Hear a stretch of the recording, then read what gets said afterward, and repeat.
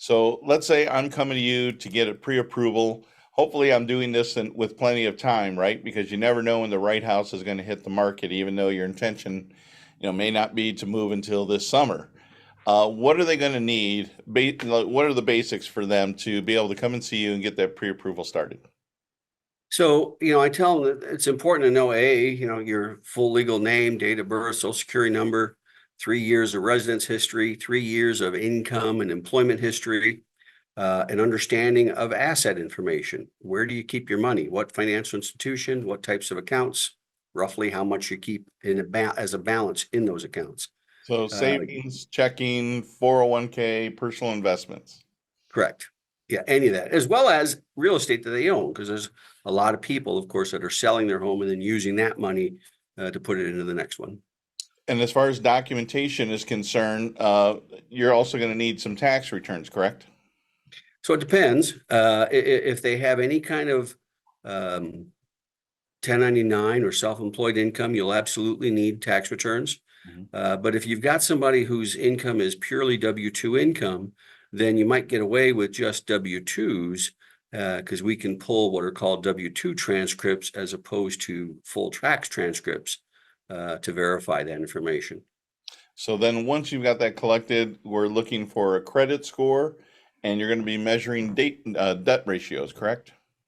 Correct. And it's also analyzing the income. With the advent of COVID, the income calculation is probably one of the trickiest parts to what we do, right? I mean, Fannie and Freddie completely changed how income is calculated for wage earners, self-employed people, salary people. They all have different methodologies now to calculate what's qualifiable income or what can be used on the loan application. So it's interesting because, generally when you've got somebody who's self-employed and they show a tax return with this much money in net income, oftentimes qualifiable income is higher than what they actually show. On the flip side, when you get wage earners who work overtime, but they don't do it consistently, sometimes the average income that we can qualify on is less than what they average over the last 12 months. So I know that one of the most popular questions I get when people are talking to me is, what are interest rates today? And you and I both know that's a very loaded question, right? My favorite response in real estate is that depends because there's so many factors involved. So when people are getting pre-approved, it's not just a matter of, hey, today our rate is just like you would see on the gas station for whatever, the price of for a gallon of gas is that day. So there are many factors that make that determination for that individual. Correct. I mean, when Fannie and Freddie put out their rate tables, there is no one rate. They sell coupons depending on the volume of derivatives that they're selling, in either 0.5% increments or 0.25% increments, depending on that. And they'll show, in 1/8%, sometimes less, what that rate is. But the trick is that what the individual buyer gets based on the rates that they're putting out has to do with the credit score, as you discussed, Mhm. but it also has to do with the loan to value, meaning how much are they putting down, and the credit score. Those are the two main things that impact what they're going to get. And then the qualifiable income and whether they're a first-time buyer can also have an impact on that because there might be some special programs for a first-time buyer. There might be some special programs for low to moderate income tracts. So all of those things kind of take into consideration because you want that information to be able to get the best rate for the borrower. Yeah. So let's do this. Let's switch topics a little bit.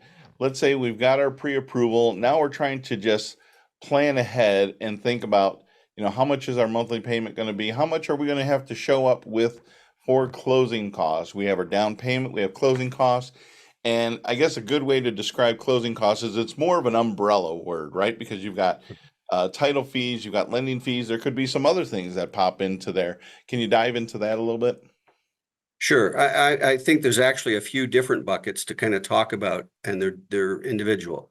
The first that everybody always asks about, of course, is the lender fees. And the lender fees can be quite varying. And it's not just, independent mortgage banks or brokers that can have high fees.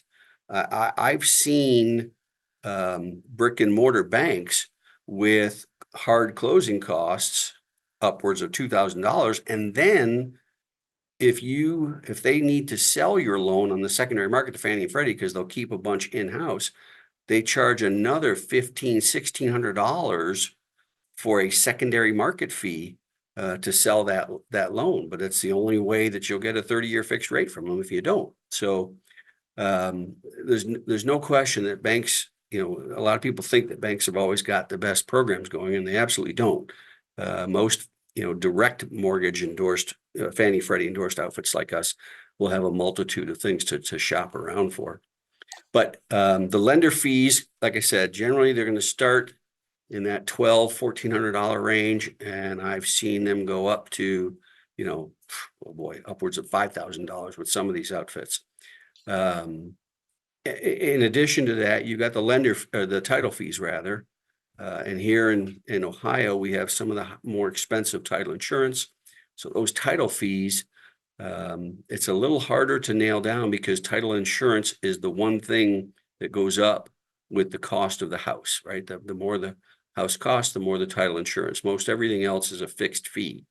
So that title insurance fees will generally start in the $1,500 range. But if you're buying a $500,000 house, it could easily be closer to $2,500 in the title fees.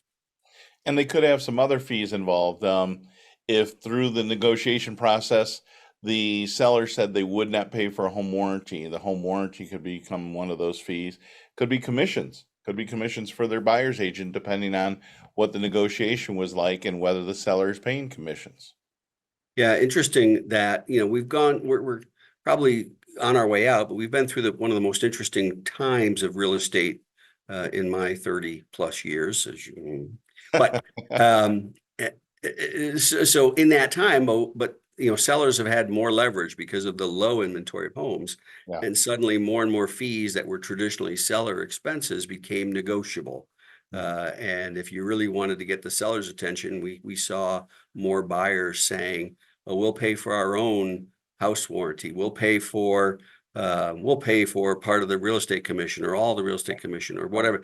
All those kinds of things became negotiable to try to get the seller's attention to be the primary negotiator when they had multiple offers.